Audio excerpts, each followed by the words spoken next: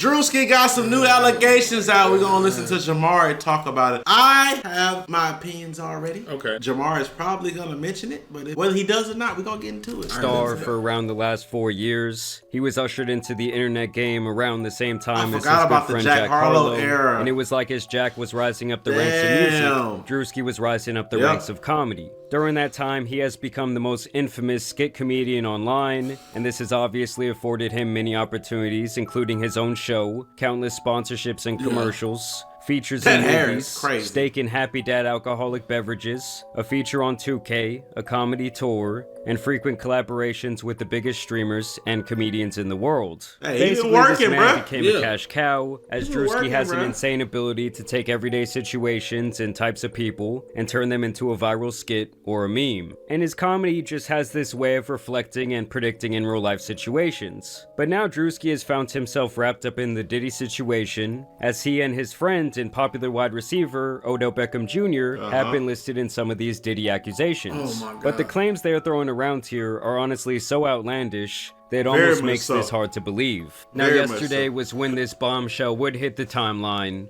In the matter of Ashley Parham versus Sean Diddy Combs, an amended complaint names 2 more plaintiffs and several additional defendants, including Odell Beckham Jr. Oh, this is about to get funny. Not funny, haha, but funny, interesting. You see that name, Jaguar White, right? Yeah. That's the shorty who's always on like these. I don't know who she is, right?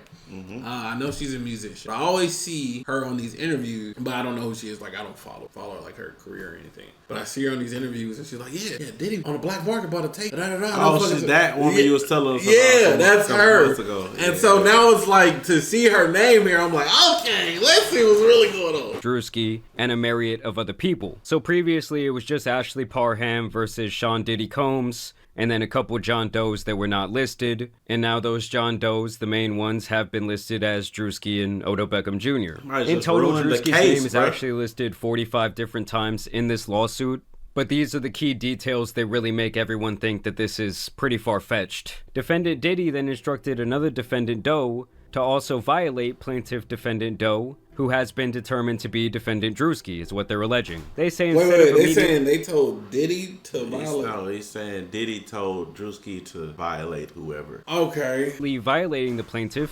defendant Druski doused plaintiff with more oil and lubricant and then jumped on top of the plaintiff's naked and oiled body, treating it like a slip and slide, and knocking the wind out of the plaintiff due to his enormous size. So they're saying Druski was in there slipping and sliding all around. Defendant Druski then caught himself from sliding over the plaintiff's oiled body, and off the bed, he then began violating the plaintiff through her reproductive parts. While defendant Druski was violating the plaintiff, defendant Diddy sat in a chair near the bed and began pleasuring himself while recording plaintiff's violation by defendant Druski. Another party's phone fell on the bed near the plaintiff. The plaintiff then attempted to grab the phone, but it slipped out of her hands and onto the floor due to the oil/lubricant that had been doused all over her person by defendants Diddy and Druski. Obviously, at this point, the baby oil is like infamous in this Diddy case. For those of you who don't remember, they claim that they discovered over 1,000 bottles of laced baby oil in Diddy's house. And they seized pieces of personal lubricant and baby oil that Combs' staff allegedly used to stock hotel rooms for the freak-offs. More than 1,000 bottles altogether. Defendant Diddy began laughing at plaintiff's attempt to grab the phone. Throughout this violent gang violation, defendant Diddy made constant belittling remarks to plaintiff, including that he owned her now. When defendant Druski was finished violating the plaintiff, defendant KK entered the room to examine the condition of the plaintiff, who was barely able to move or control her bodily functions. And they say this is when they attached her to an IV and pretty much brought her back to life, made sure she wasn't gonna die. And that was apparently when Diddy, Shane, who is apparently the man who introduced Diddy to this person, KK, Odell, and Druski then exited the residence to the backyard where they smoked marijuana and cigarettes. And so obviously this all had the internet going absolutely wild. Of course they're gonna bring this up. Of course people immediately started resurfacing old clips of Diddy hanging out with Druski. Don't mind if I do.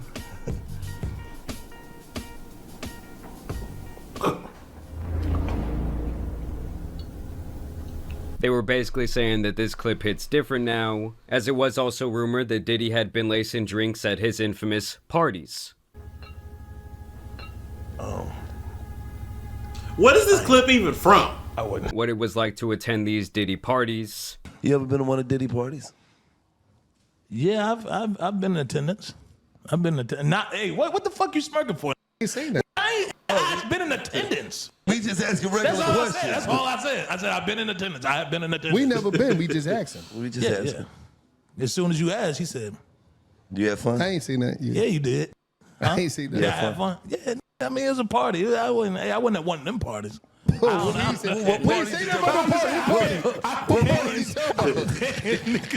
What parties you talking about? I have been in attendance at a puff party. You know what I'm saying? I've been in attendance. Yeah, I went. Yeah, the party I went to, it was girls turn up. You know what I'm saying? The regular. You know what I mean? Other celebrities and shit. Yeah, That's what you doing. Now, obviously, Druski does like to troll. Yes, his body language became a little bit uncomfortable, but you do have to keep in mind that thousands of different people have been to these Diddy parties, allegedly. And obviously, when they're all asked about it, they all say, well, you know, I went to the Diddy party, but I didn't go to, like, the Diddy party. Every party can't be a freak off, bro. Yeah, it's impossible. He's throwing regular parties, too. It's just crazy, because he's also doing freak offs, which I'm pretty sure are just a select group of freaky fuckers, okay? God like damn. the behind the doors party that was going on. So then I started questioning, well, what was Diddy's real relationship with Druski? And as you guys can see here, back in 2021, Druski did have this show called Sneaking In with Druski, and upon further inspection, you can see that this was airing on Revolt, which was a media network that was primarily owned and founded by Sean Diddy Combs. And although he no longer owns any shares in the company, back in 2021, he was still running that shit, and he presumably gave that opportunity to his boy Druski. I also thought that this little tidbit was interesting because Odell Beckham Jr. and Druski have been friends for quite a few years now. Baltimore Ravens wide receiver Odell Beckham Jr. struck up a friendship with Druski upon finding his videos and invited the comedian to stay at his home during the COVID-19 pandemic. And obviously, the pandemic was back in early 2020, and that's where these dates really start not matching up, because the defendant is saying that this happened on March 23rd, 2018. Way before Druski was even remote. He was no one. Why would he be at a Diddy party? Yeah. He's not even reaching. Popping yet. She reaching. And low key, what I think happened, she wrote, it was probably, oh, these are some other names, right? Just let it be plain. And I think she randomly grabbed that name, possibly. Mm-hmm. She probably grabbed at his because he be huge now. Yeah. He's huge now. Famous or known online, where the defendant says that this guy Shane invited the plaintiff over to his home to assist him with his cancer medications because he stated he was weak and unable to open his medications. She says upon her arrival that this guy Shane wanted to give her a ride in his new car, and she says this is when this guy Shane pretty much set her up for the violation that allegedly involved Diddy, Druski, and OBJ. Now, much like with Jay-Z with his recent Diddy accusations, Druski would respond swiftly to this filing, where he says the allegation is a fabricated lie. I wasn't a public figure in 2018. I was broke and living with my mom without any connections to the entertainment industry at the time of this allegation, so the inclusion of my name is truly outlandish. My heart breaks for actual victims of abuse, but I'm fully confident that the evidence will expose this falsehood and the individuals who are maliciously trying to game the legal system to peddle false narratives. So he kind of has the same stance that Jay-Z had back a couple months ago, saying this whole thing is a bunch of bullshit and the timeline isn't even really adding up. And of course, when something like this comes out, you're going to have a lot of people running. What? Does that mean Diddy about to go free? Well, I don't know about all that. There's still. Oh, it's other allegations. It's still evidence of him doing some bullshit. It's just on this one. Yeah. Okay. Demon home? Yeah, I think. I thought Demon was going to be home, cuz. I'm not sure. Correct me if I'm wrong, but I think this lawsuit is still separate from the criminal case. Okay. I think this is the woman trying to pursue whatever damages. I think the original lawsuit isn't Cassie lawsuit the original lawsuit? No, because they or they settled that. They settled that out. They settled that. Okay. Guess we back again with Gamer Subs. What's up, Chad? You might be asking how did Conor McGregor get here? You're asking too many questions. The boys over at InternetCity have teamed up with Gamer Subs. If you go to gamersubs.gg/InternetCity right now, you can get 10% off. I'm talking flavors like raw meat, guacamole, gamer fart, At least here, right here, we got the nuclear station there. Chug juice. You either go, or I'm gonna go with you. Guess who's back again! With the story, like this tweet that went viral where this girl says, I can't believe hashtag Odell Beckham Jr. and hashtag Druski are in this new Diddy lawsuit taking turns violating this girl. Wow. You had other popular hip-hop and media pages saying Druski did what? The same sentiment is shared here, ironically including this misinformation meme. Then you had people using Druski's own skits against him, like this guy who says there's no way that this Druski shit is real. Basically saying that was Druski's reaction to this information. Nothing to do with another user says Druski like after someone didn't give him consent. Dude, like, come on, be real. This guy specifically seems to really be leading the charge when it comes to these Druski jokes Twitter about pages, this very bruh. serious situation. Man, he says Druski's lawyer right toxic. now. We got good and bad news. Good news, we got your payment, buddy. Bad news, they gave you life.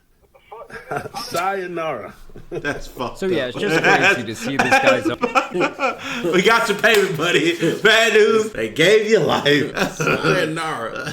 own skits and various statements being used against him at this point, even if it is a joke. These are the type of things that people try to get off online, and they do end up going viral. And it's really all just for a couple little Twitter shekels and a little bit of clout. Like, it's not worth making this type of weird, shitty joke, whether you believe he's guilty for some reason or not. Because honestly, I think it's a whole bunch of nonsense. And it leads to other people making more serious statements like this. Okay, so now that Druski was named in the Diddy lawsuit for a gang violation, this creepy skit he made in 2022 about guys getting girls drunk to have sex with them is aging so horribly. No, it's not aging horribly. It's just, it's still a real representation of bullshit that can happen in real life. Right. His skits mimic stupid shit from life. Yeah. Like, come on, the man. person that posted this did not understand that the entire point of this skit was to pretty much dog out guys that act like this. Like, the whole point of the skit is to say the guys who act like this are pieces weird. Of shit.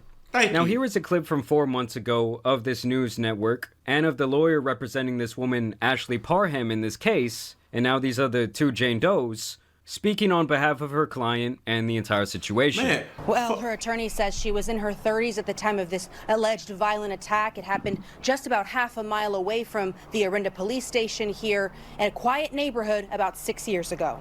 So yeah, 6 years ago, long before Druski was known at all. Ashley Parham says in 2018, Diddy and his entourage Fortnite violently years, gangbang style her in Orinda. Her attorney, Ariel Mitchell, says it all started when she met a man named Shane Pierce in a bar in Contra Costa County, who began a FaceTime call with Diddy. She actually made a quip about Mr. Combs having something to do, that she didn't like him because he had something to do with Tupac's murder. The lawsuit says Parham believed Pierce invited her over to set her up. This doesn't. What? We'll see. We'll see how it goes. But I don't. I just feel like, you know, you would think a lawyer would put a tiny bit of research into a claim for someone they're gonna be defending. Yeah. You know what I'm saying? Yeah. Like, oh, when did this happen? But the thing is, the crazy part is, I feel like the damage is already done for Druski. Unfortunately. Yes and no. Yes and no. Up to be by Diddy. The Contra Costa County Sheriff's Office told us in a statement, a report was taken on March 23rd, 2018. We take these cases seriously, and detectives thoroughly investigated the accusations. It was later determined the claims were unfounded. And that does make things a little bit more interesting for me, because obviously a legitimate report was made at that time, but even back then the police say, well, we found no wrongdoing. As a matter of fact, they're saying we don't believe this ever even happened. She also reported the incident to Walnut Creek Police and Orinda Police without naming Diddy, as she felt she would not be believed. The woman who lives there confirms Pierce lived there, but that he was too sick with cancer and ALS to have done this. She also says Pierce did not... In that house? In that house! Right. Well, she also said, hold on, back it up. Let's play it out a little bit. Diddy, as she felt she would not be believed. The woman who lives there confirms Pierce lived there, but that he was too sick with cancer and ALS to have done this. She also says Pierce did not know Diddy. So they're saying this guy has not only cancer, but also ALS. Now, if I really want to get into my conspiracy bag, I want to note here that I think that this all could just be a mastermind smokescreen being set by Diddy and his legal team. It's like Pokemon, okay? The accuracy goes down once you set the smokescreen. Because recently, the case against Jay-Z has been dropped without prejudice, which I believe means that they cannot, like, try to bring it back up in court. They cannot try Jay-Z again for the same thing. Obviously, there was a lot of holes in the timeline of that story. The accuser's own father said that he doesn't remember any of that taking place. And overall, the timeline and the series of events, especially when she came out on that news segment, just really were not adding up. And when the decision by the judge was made public, and that entire thing was dismissed, Sean Combs' legal team would put out this statement. Today's complete dismissal by the 1-800 attorney is yet another confirmation that these lawsuits are built on falsehoods, not facts. For months, we have seen case after case filed by individuals hiding behind anonymity, pushed forward by an attorney more focused on media headlines than legal merit. Just like this claim, the others will fall apart because there is no truth to them. Sean Combs has never essayed or trafficked anyone, man or woman, adult or minor. I don't believe that, but I do believe that these stupid allegations are just giving his team more legs to stand on that he's innocent. While I don't believe that he's 100% innocent in any of this, I do believe that some of these are just very outlandishly stupid. It's a cash grab. It's the perfect cash grab. Jesus Christ. No number of lawsuits, sensationalized allegations, or media theatrics will change that reality. We will continue to fight these baseless claims and hold those responsible for these false claims. This is just the first of many that will not hold up in the court of law. And that's why I have the feeling that this entire thing is a bit of a smokescreen. Because if you have enough of these outrageous allegations coming out, it allows you to kind of start poking holes and giving a little bit of reasonable doubt to accusations that could actually be legit. And it's like the more outlandish they get, like describing Druski as using her as a slip and slide, and then the timeline not adding up at all. What they say, can you blank, blank, blank without a reasonable doubt? Can you prove without reasonable doubt that blank, blank, blank? It just hurts the case for people who are possibly actual victims of abuse at the hands of P. Diddy. And at this point, it's like Diddy seems so seemingly stuck in this corner that it's like that's all they can do to kind of like alter the public perception a little bit. Pay for people to file bullshit. Oh my God. I remember Diddy to me. Pay for people to file bulls and then pay the lawyer. Pay incompetent lawyers to handle it. It's brilliant. And knocked down and dismissed. It kind of starts the social programming, and people start to think, well, maybe these other things aren't real either. And obviously, on the other end of the spectrum, you're going to have a whole bunch of people just bringing up false claims because they want a payday, they want a settlement. It's just the way they describe the entire series of events just seems a little bit too outlandish for me personally to believe. And I think that it could definitely hurt real victims in this case. For sure, Either way, I want to know what you guys think about these accusations down below. As always, also want to thank you guys for watching today's video, dropping a like and subscribing. But appreciate you, Jamar. And it also sucks because Druski get put into some stuff and he ain't got nothing to do with it. What? Like, this don't got nothing to do with it. It's one of them like, bro, why'd you even pick me? Yeah, like I'm not even. You could blame anybody else. Like, come on, bro. It's insane.